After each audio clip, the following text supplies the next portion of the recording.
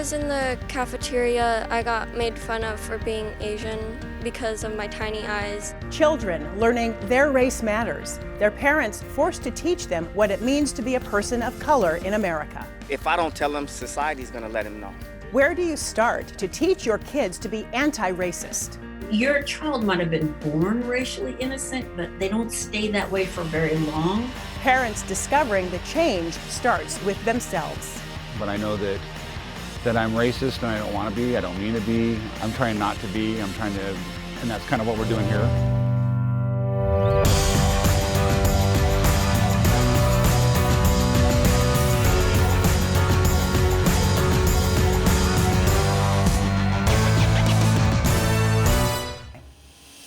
Thanks for joining us for Facing Race. I'm Joyce Taylor. So how young is too young to start talking about racism, to teach your children how to be an anti-racist? Just as babies are learning their colors, the sounds that animals make, their ABCs, our experts say they also need to learn about what makes us different. Several studies show at birth, babies see all races the same. But by about 3 months, they can notice differences, and they tend to look at people of the same race more. By the time they're toddlers, about 2.5, most kids pick their playmates by race. And once they start kindergarten, kids show the same beliefs as the adults around them. They also understand that some groups have a higher status than others. Dr. Ibram X. Kendi, the author of How to Be an Anti-Racist and Anti-Racist Baby, says parents must start talking about race early.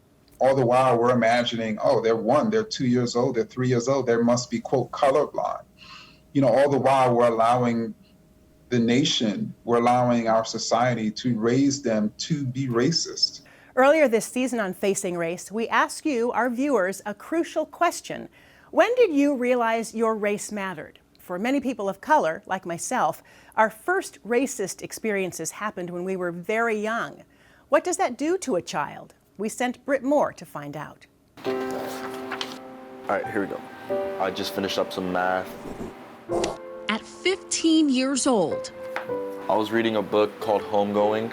Malachi Muzzy hasn't known a time when he's felt truly understood. And I knew right off the bat I was gonna have more struggle in this world than one of my white friends or one of my white peers, solely based off something I can't control. A burden Malachi says he's carried for as long as he can remember. It feels very otherizing, like I don't belong.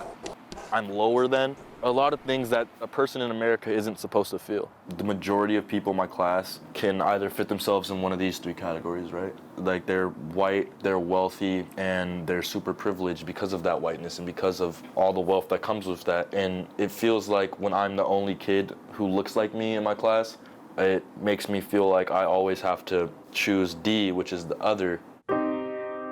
Malachi isn't alone. We met kids much younger than him already facing racism and Islamophobia from their classmates. During school, lots of people criticize Asians and stuff, that they have to be like smart or that they have to have like a yellow tint in their skin or their eyes are always like tiny and stuff. For the past 3 years, basically a lot of people at my school have just been bullying me. Why were they bullying you? Because I just was like Muslim and like I didn't have the stuff that they had. How does a racist experience affect a child's life? It's a form of trauma. Mental health therapist Tony Williams helps kids process their experiences with racism. Oftentimes, we may not even know that a traumatic event happened, and it can be something as minuscule as someone asking you, "Why are you so dark?" We showed Williams parts of Malachi's interview to get a glimpse into why brief, sometimes minuscule racist experiences can have such a lasting impact on kids of color. Has there ever been a time when someone said something about the color of your skin that made you feel different? Yeah, many times actually, but my 8th grade Spanish class where my teacher, and I feel like when she called me aggressive, it kind of brought me back to reality, because going into a private school, you kind of think you're like exempt from all that stuff, right? Because it's supposed to be a higher education. But what people don't realize is that in terms of race, the education is actually lower because there's so many white people that there's not enough people of color to get that experience and that perspective. Yep, microaggression. It comes from lack of representation in schools, cultural competencies, empathy, and aggression for our Black kids is different when it's aggression in white kids. It's seen as they're just being naughty or they're voicing their opinion, you know, they're exercising their rights. But with our kids, you're being aggressive, you're threatening, I need security, when it may be just passion. And that hinders growth in our children too, because now they feel as though their opinions don't matter. Williams says she's very concerned about how racism impacts young Black boys like Malachi, who may feel such a sense of loneliness. Walking around with that burden on you and that responsibility, at what point in time are you able to grow and be who you are as a person? Williams says racist experiences can chip away at kids' personalities, making it crucial for parents to check in with their kids at least once a day. So it's important for parents to kind of facilitate that conversation with asking direct questions. How was school today? Did anything happen today in regards to you feeling uncomfortable about who you are as a person? Still, after talking about his feelings, Malachi says he's battling ongoing resentment. I shouldn't have to grow up in a society where the color of my skin determines how long I live, what job I can get, how much money I can make. Everyone just wants to live in a peaceful society, but there's people who just won't let that happen for the Black person in America, and that's something I will never understand. Are you okay? I wouldn't say I'm okay, but I'd say I'm trying to be. It's stories like Malachi's that leave a lot of parents and caregivers asking, what can we do to raise kids who do better so they don't hurt kids of color? In this next story, Angela Poe Russell asks, how do you talk to your kids or your grandkids about race? It's often been said children learn through play. Even the most seemingly mundane can bring meaningful lessons that teach about life. Oh, geez, it's hard making pancakes. But some life lessons can seem more complicated and be harder to take in, like the impact of racism. How do we talk to our children about race and when? Indigenous and immigrant. Together we stand tall. Our histories are relevant. An injury to one is an injury to all. From Mel and Ben Parsons, Seattle parents of 4, facing race head-on started nearly 2 decades ago, well ahead of the Black Lives Matter movement. If you don't have an anti-racism plan, you plan to be racist. Anti-racism is defined by not only opposing racism, but more importantly, promoting racial tolerance. For the Parsons, anti-racist parenting meant taking action, such as exposing their kids to books with diverse characters and to dolls of color when their kids were just toddlers. With our little guys, it's still a lot of role play, and they do listen in to us talking, and they know we'll talk about how we're gonna go march with people, and we're marching with people because of racism. And on Breonna Taylor's birthday, the family sent birthday cards to Kentucky's Attorney General. They would love if we didn't talk about racism so much. The teenagers said, it feels like, we get to dinner and then you guys hit us with the heavy racist stuff that's happened in our country that day and in our city that day. And we're like, yeah. And that conversation went further. Oh, you poor white teenagers, you can't even have a dinner without hearing about racism. Imagine walking down the street and encountering it. We're not gonna let you, because you're uncomfortable and you find yourself on the verge of tears, we're not gonna stop talking about it. And anti-racist educators say progress will require some discomfort. But fortunately, there's help. Tiffany Jewell of New York City is the author of This Book is Anti-Racist. She believes the Parsons are right in starting young. Her method with young kids involves getting them to love themselves first. We start with affirming who we are, our skin color, our hair texture, the things we like, our gender, our expression, like all of those things. And we also, while we're doing that, we learn the proper words for it. So we don't like talk about our skin as like a food color, but we use like actual colors and we make our skin color. And that lays the groundwork for embracing differences and then learning about bias and prejudice. We would talk about like race is this thing that was created by people. Like it's not like this natural order in the world. And we are like, our skin color is different because of the melanin where our ancestors are from. We needed melanin based on like the sun to protect ourselves. So we go into like the science of it. But not all parents feel comfortable talking to their kids about race. Jeff and Kayla Schofield of Linwood are trying to find the balance.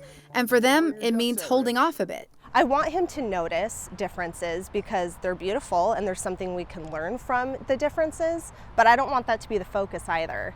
So I think it's just shifting where the focus is, not saying it doesn't exist, but what are we going to focus on? And Kayla acknowledges there's privilege in being able to wait, but she's hoping that her boys are better for it. I feel like, pointing out skin color before he does might make him think, oh, mom thinks that's something I should focus on right now. And I just don't want that. In this world, what are the things that matter? Is someone kind? Are they generous? Are they always laughing? Are they sad and they need a hug? And so those are the things we're trying to get our children to divert their eyes to. Our expert, Tiffany Jewell, says this is a common concern, but she says starting young actually offers an opportunity to create change. And it starts, she says, by parents setting the example. One of the things that is so essential in doing anti-racist work and becoming an anti-racist family is like knowing who your community is. And if it is like all white and just like you, like expanding that community a little bit, whether it's like going to a different library, going to a different grocery store, going to a playground in a different part of town. A life lesson with lasting impact.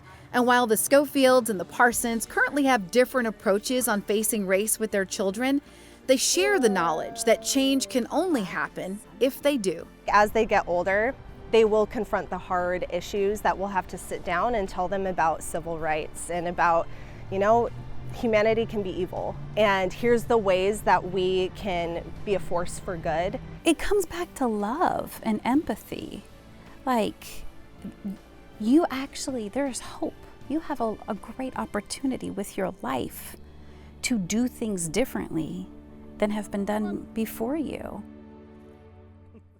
Our thanks to those families for sharing their personal stories with us. We did consult with a few experts on this topic to get their top takeaways for best practices on confronting race with children. Number 1, do see color and talk about race.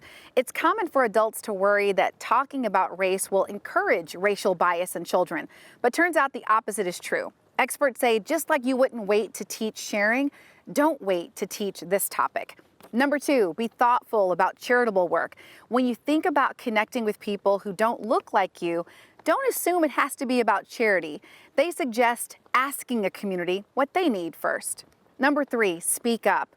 When you hear something racist or stereotypical, not speaking up or saying something later sends the message to your kids that they should be silent about race, and that reinforces racism. Number 4, take action. Our expert Tiffany pointed out it could be something as simple as going to a different park or a different library, or you could do some letter writing to a lawmaker or participate in a peaceful march. And number 5, model the behavior. Don't be afraid to acknowledge when you've made a mistake and you said something stereotypical, or if your child corrects you, it's important to be able to acknowledge that. For Facing Race, I'm Angela Poe Russell. It's one thing to teach kids to be anti-racist, but what about when the tables are turned and it's not the child, but the parent who needs the lesson? For weeks, we've been asking for your stories about race, and we heard from Steve Ramey from Renton, a white dad who told Kiara Alfalin that this show forced him to face an uncomfortable truth.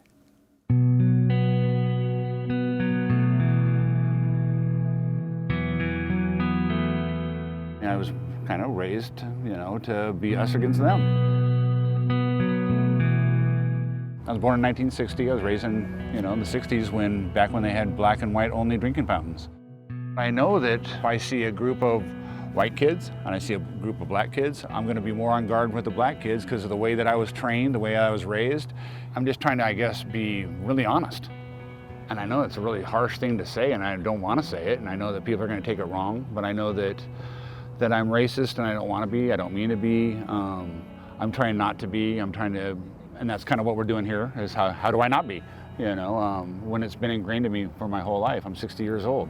Do you think if you didn't have a black daughter, this would be something that would even be on your mind at all? Nope. That's one of the reasons I reached out, is I don't know what to do.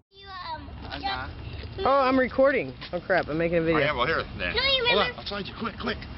we got a video going. So my daughter is mixed, and we never really had a conversation about how that affects her. Well, that's a curtsy. Curtsy. When she was raised, she has, everyone in her family loves her, but all the pictures, one black kid. And I never looked at how does that feel, kind of. Me and her mom met, and got close and everything, but her biological father wasn't ever really in the picture. We're both white, our whole family's white, we were raised white. We never, I guess we never really addressed it, kind of, you know what I mean? Just tried to do the best I could and best we were doing. It's all about her being just a little girl, being a kid and all that. Stuff that I feel bad about now, like I'd make fun of her for like dancing or something, because she doesn't have to get a rhythm. And I'd say stuff like, so that must be the white side of you. That's a pretty racist thing to say. When I say some racial things, I don't really mean it. I really don't. Even though later I'm looking back on it or if somebody points it out, I go, ooh, that wasn't good, I'm doing it out of ignorance more than anything. Now looking back on it, of course I'm doing it to be funny and joking around and stuff, but those are the kind of things that I'm saying that I need to learn how to identify before it happens and get her to identify it as well so she can call it. So when someone says that, she can go, whoa, wait a minute, what are you doing? That's racist talk.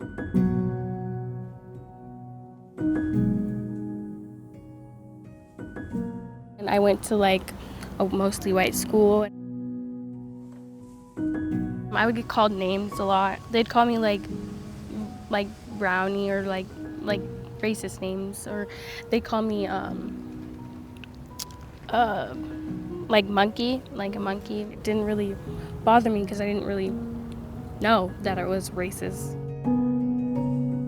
I'm confused with my identity. I just don't think I could be able to really give a complete African American outlook on stuff because of how I was raised. It makes me feel unwanted and very confused, just because I also have experienced not feeling welcomed in the white community.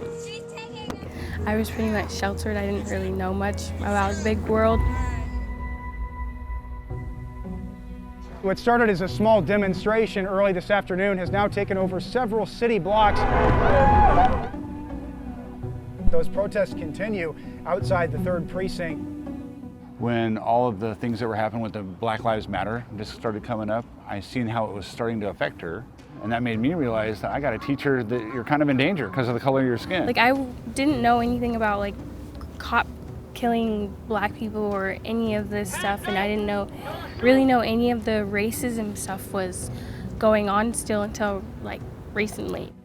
It makes me feel not less than, but like I'm falling short. I never realized I had to teach her how to act around a cop. You know what I mean? That never crossed my mind until I heard people on TV talking about it. I went, oh, I got to do that. That's when it started coming up in conversation because of the things that were happening in society that I was trying to help, that I was talking to her about, because I saw that it was upsetting her. I have to change, and that's going to affect everyone around me. That white privilege thing is a big deal too to me, So if I do have white privilege, why can't I use that to do something, to make a difference? Right off the bat, white people are going to probably be getting a little, we're not identified by our race, so it's a little uncomfortable, just that piece. And then you say the privilege part, well, no, I worked for everything, but that's not what they're talking about. They're talking about that the struggles that I'm going through have nothing to do with the color of my skin. In this piece right here, what I can do personally is give my daughter a voice. And at the same time, I'm gonna hopefully learn what can I do to be more conscious about being racist. Is she correcting you, and is she calling you out on certain things so you're learning? Not yet. Not yet. She will. Is that what you're hoping for? Yes, of course. Not a lot of people are willing to change their mindset and to change like how they completely think or act. I will always continue to tell him when he's wrong, tell him straight up, be blunt. I'm not afraid. I imagine we're gonna have a lot of good conversations after this, which is really cool. I'm really looking forward to that. So I want to protect her. You know, and the only way to protect her, I think, in this piece is to start that whole education piece, that dialogue piece, and also to get her to start realizing that she doesn't have to settle for that.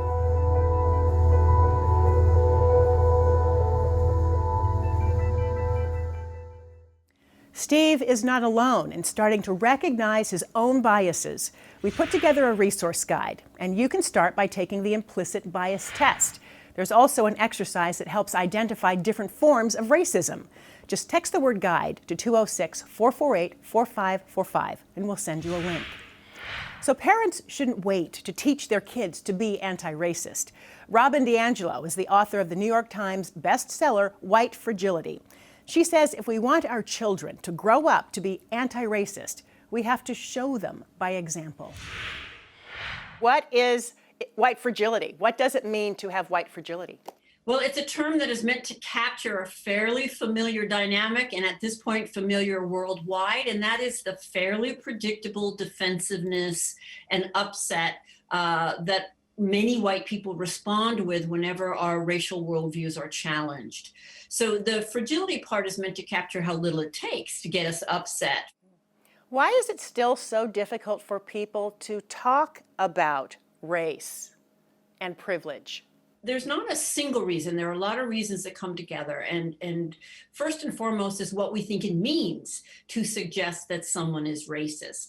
So there's a lot of defensiveness. People believe that they are being called a bad person. So many parents who themselves cannot think critically about their own whiteness, who themselves aren't educated on this topic, don't have much emotional capacity to withstand the discomfort of these conversations. And then they're just turning to say, so how do I teach my children to do better at it? As you integrate those awareness and skills into your life, it will automatically be infused in your child's life. And why do you think it is so important for white families who have children to really be in touch with these issues around race when their kids are very young? You know, white people control virtually all the institutions of the society. We are the ones who sit at the tables making decisions that affect the lives every single day of people who aren't sitting at those tables. The way that society is set up, those white children, particularly, of course, if they're the middle and upper classes, will grow up to sit at those tables of power and decision making. And so it's something you want to have infused in their consciousness all through their lives to begin to change the culture. Most white people live segregated lives. We live the most segregated lives of any group, and segregated from Black people in particular. And so we're left to rely on deeply problematic sources for our understanding of Black people. So your children are relying on jokes, omissions, warnings, and very narrow, repetitive media representations. But they're going to go forth and in large part be leaders in the world. So you can only reproduce that racist status quo if you aren't seeking to challenge it. You said you grew up knowing that white was better. You know, there are many ways. There are the less explicit ways, such as virtually all role models, heroes, heroines, books being white. Almost every teacher any white person has ever had. Many of us go through graduate school and rarely, if ever, are taught by someone that is not of our race. God, Jesus, Mary, these images. when you read a book or a novel, race is generally only named if it is not white. It's pretty relentless. One of the images I show in my presentations is the two girls from Frozen, just to make the point. The research is clear that by age 3 to 4, children who grow up here understand it's better to be white. I think most parents recognize pretty early on that their children have absorbed problematic racial ideas. They come home from school and they say things, and they talk about other children in particular ways. So your child might have been born racially innocent, but they don't stay that way for very long. And when you project this innocence onto them, when you say, well, I don't think they're old enough to have this conversation, you're leaving them unattended to the messages. They have no way to resist those messages. So it's on you to figure out, okay, what would be an age appropriate way to be having those conversations? But they should be going all the time. If you could offer parents, white parents in particular, a toolkit of how to approach this topic with their young children, what would you say? I would say it's a little bit like saying, I'd like to be in shape and my children be in shape on Monday. And then I would say to you, you will not be in shape on Monday, neither will they. So you can get started on Monday, and it will be a multi-part process. So maybe the first thing that they can do is just simply take out a piece of paper and start to make a list on why they don't know what to do, why they don't know how to raise their kids in an anti-racist way. And there will be their map right there. And nothing on that list is going to be easy, but everything on that can be done. And there are so many good resources today. You can find some of the resources Robin DiAngelo suggests on our website. I also asked her about some of the criticisms of her book, including whether it's designed to make white people feel guilty.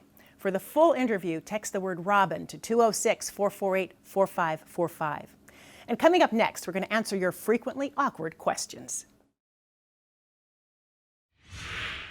Welcome back to Facing Race. We also asked Robin DiAngelo to answer some of your frequently awkward questions, the anonymous questions you may be too embarrassed or afraid to ask. Our question this week is from a viewer in Puyallup who asked, when it comes to educating children, it's hard for them to understand culture versus physical differences. Is there a way to do this that maintains respect for culture? Here's Robin DiAngelo. You've given a relatable example around culture. Perhaps what is the culture of your classroom? What are the norms? Are they the exact same norms in a different classroom, right? Most kids can feel a difference between this teacher and that teacher. So those are aspects of culture. And now let's look at your hair and your eyes and your skin tone and things that we see. They are just facts that we can describe, but they do have cultural meaning, right? And some of that meaning is to value some ways of looking physically over other ways. Does that seem fair to you? All right, so that's where now the physical begins to connect to the cultural. If you have any questions for our experts and you want to see it on an upcoming episode of Facing Race, text FAQ to 206-448-4545. For more information on any of the stories you've seen tonight, go to king5.com/facingrace. Thanks for joining us, and we do hope to see you again next week. And from all of us here at King 5, good night.